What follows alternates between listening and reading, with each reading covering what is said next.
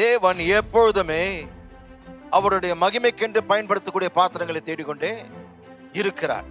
அவர் யாரை வேண்டுமானாலும் பயன்படுத்த மாட்டார்.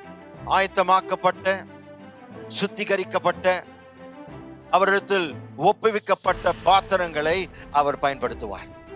ஒவ்வொரு நாள் உங்களை ஆராய்ந்து பார்த்து அதன் பிறகு நீங்கள் தேவனிடத்தில் உங்களை ஒப்பு கொடுக்க வேண்டும்.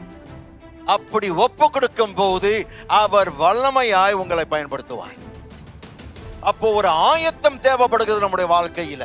பரிசுத்தமாய் வாழ்வதற்கு நான் முதலாவது என் மனதில், என் ஆவியில், என்னுடைய இருதயத்தில் ஆயத்தமுள்ளவனாய் இருக்க வேண்டும். ஆண்டவரே, உலக இச்சைகள் எனக்கு வேண்டாம், எனக்கு கிருபை வேணும். எதற்காக?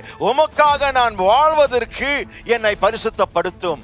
என்னை நான் ஆயத்தப்படுத்துகிறேன், என்னை நான் ஒப்பு கொடுக்கிறேன், என்னை நீர் சுத்திகரித்து என்னை பயன்படுத்தும்.